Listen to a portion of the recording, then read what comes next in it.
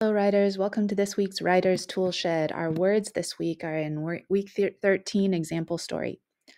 Yvette followed her grandmother into the large stone cathedral.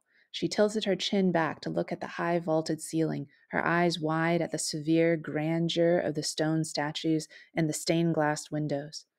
Her wonder didn't last long after they sat down.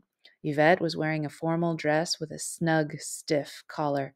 It was a hot day, and even grandmother began to swelter, her forehead slick with sweat. Yvette began to fidget, turning this way and that, bringing up her hand to scratch her neck. All of a sudden, she froze. The choir had begun to sing. The high, pure melody soared from beam to beam of the cathedral ceiling and seemed to fill the air with holiness. Yvette thought it must be angels. So, this first word, grandeur, is a noun, the quality of being very impressive or amazing, magnificence. This cathedral is full of grandeur, from the ceiling to the windows to the candles and the altar and all of the carvings on the walls. There's grandeur everywhere. Um, when you're writing with it, grandeur versus grand, we hear grand a lot more in a more common way. Grand is the adjective form, and so you can say it was a grand ball that the prince held, or it was a grand um, it was a grand ceremony. And so it does mean that kind of formal, magnificent atmosphere. Grandeur is the noun form. And so grandeur is actually a thing, something abstract. You can't see it, but it is a thing. Stiff is an adjective, means difficult to bend or fold. This guy is wearing a very stiff collar. It's so stiff it's making his tie stick out in the midair. Um, if you're thinking about something that's stiff versus solid, solid is like, oh, it was made of solid rock. The sense of that it's strong, that you can't get through it.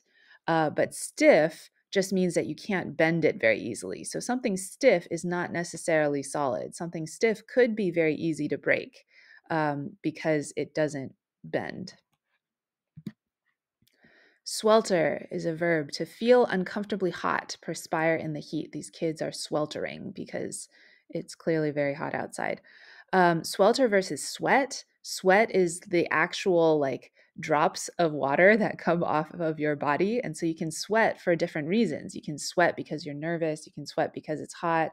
You can sweat because you're excited even, or because you're exercising. Swelter is very particularly like you're dripping because of the heat. It's like you're cooking in an oven. That's sweltering.